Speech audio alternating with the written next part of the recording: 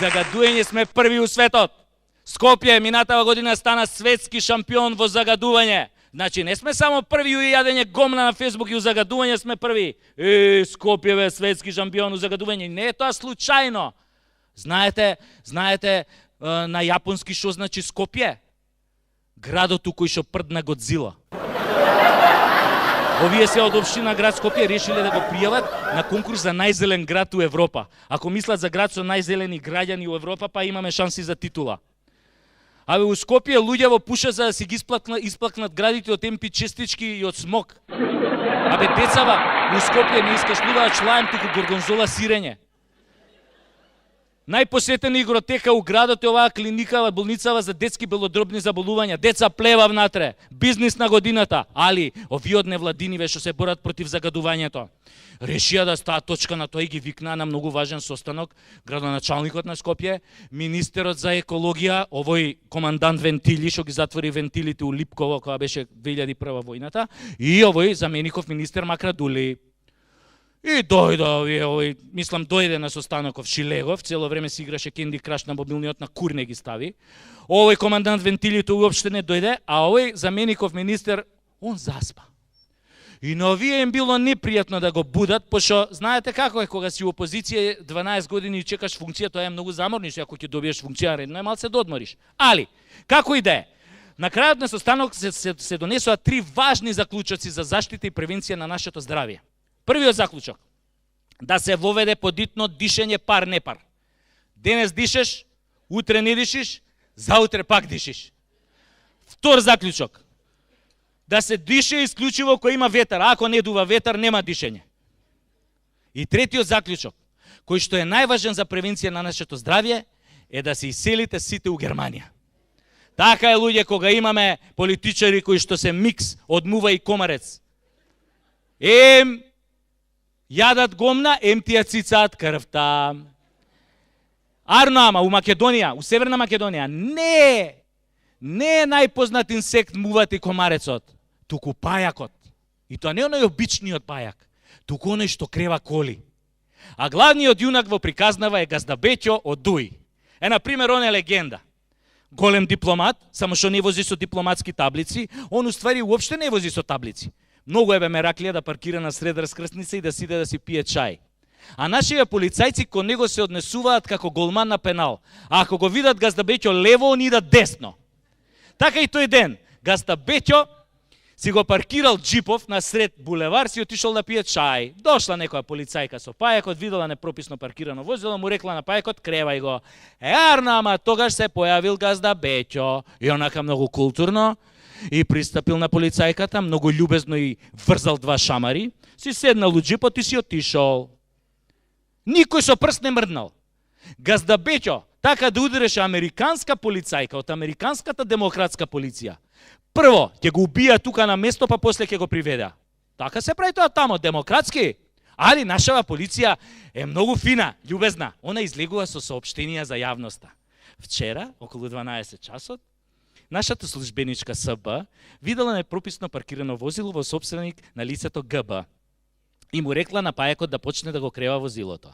Меѓутоа во тој момент се појавил сопственикот на возилото ГБ, кој многу љубезно ја замолил полицајката да не му го крева возилото. При тоа лицето ГБ шдригнало зашто претходно јадело макало со лук.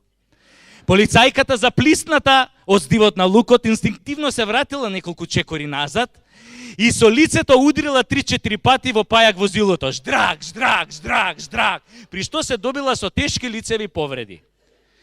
МВР, СДС ДПМНЕ, многу жали за несрекниот настан и му се извинуваме на лицето ГБ што му ја кревавме колата, со ветување дека никогаш повеќе нема да му ја креваме. Во исто време го информираме дека против пајак возилото ќе биде поднесена соодветна кривична пријава. Многу откачено е.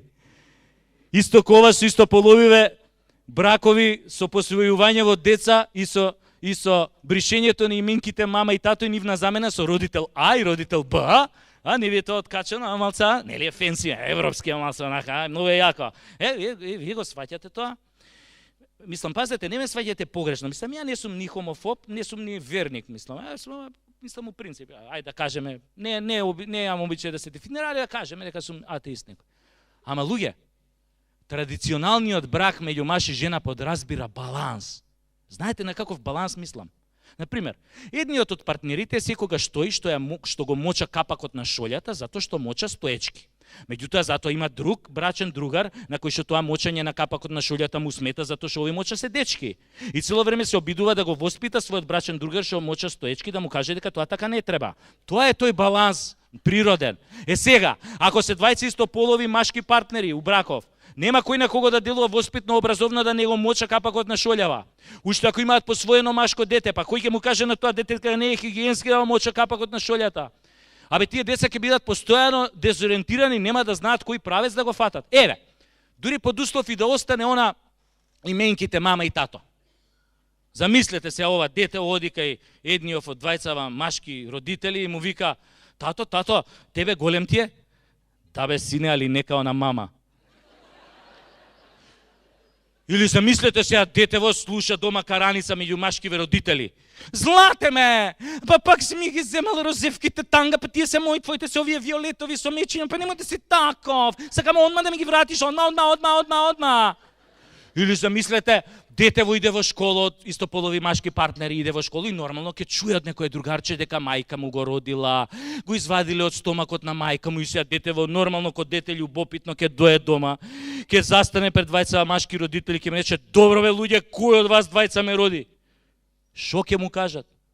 Шо ќе му кажат бе? Тетка ти те роди? Абе деца уште пред да влезат у пубертет бардовци ќе фатат бе. Абе цел светот иде у курац, начело со нас.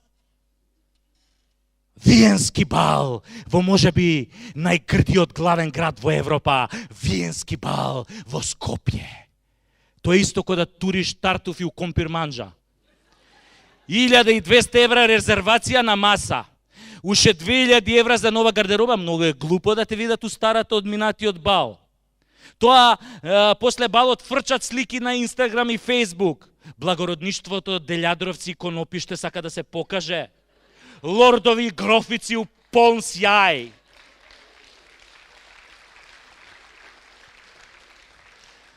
Лордови и грофици у полн сјај. Иако малку подзаборавиле на првиот сек што го имале у шталата на дедо им, додека на метар од нив испарувала свежата лепешка на кравата руменка. После балот, на враќање дома пак ќе се измочаат у лифтот. Абе многу е тешко да додржиш овие сортни вина, нели, и шампањ француски. Шприцер со сортно француско вино од 1947 многу е дуе бешиката. Сабајлето мамурни пак ќе го остават ѓубрето пред врата да ферментира 2 недели. Или со него ќе огаѓаат контейнерот од тераса. Абе некои работи не се учат преку ноќ. Например, да научиш да играш валцер на Штраус. Оној кореографот што им доаѓа 2 недели пред балот да ги учи за 200 евра од саат да играат. Па не е семоќен. Ги гледаш на балот, пак се подгазуваат и се смеат као шлакнати. Значи не постои таков бал што може да ја покрие нашата малограѓанштина и простотилак. Виенски бал направен по концептот "Где си била кад сам био Нико".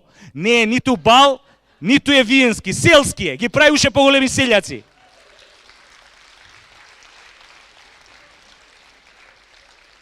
Затоа, џабе го сменив името у Северна, кога станавме малограѓани у душа, а проблемите ни останаа исти. За овде да се решат сите проблеми и да дое живот у Македонија, не треба да влезат у коалиција СДСМ и ДУИ или ДПМН и ДУИ со БЕС или не знам како. Овде за да дојде живот, треба у коалиција да влезат Дедо Мраз, Златната рибка и духот на Аладиновата ламба. Само таа коалиција ни е спасот. Покажавме ние дека не сме способни да имаме стабилна и правна држава. Џабе Адам и Ева беа македонци. Не се смејте. Вистина беа македонци, има и докази за тоа. Знаете по што се гледа? И они беа голи и боси као нас и замислуваа дека се у рајот.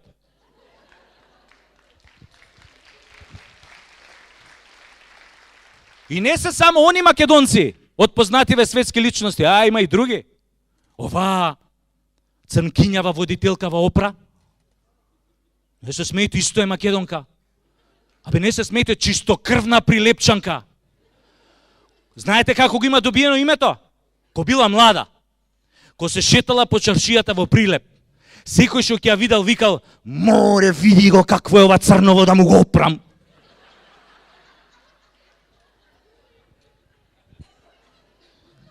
Да им го опрам ја и новие председателскиве кандидати што беа. Ај, 20 професори се тепаа кој да биде председател на Северна Македонија. Абе да пресечеш вени од досада, бе, ко фатија да се тепаат со цитати на Хобсбаум, Черчил, Де Гол. Абе, порано беше задоволство да се гледаат во разни кампањи Љупчо и Бранко, бе. Тоа беше романтично време. Кој ќе му речеш едниот на другиот, бране, абе, мавни една црта, бапни виски, дој ќе правиме муабет. Љупчо, абе, не јади гомна.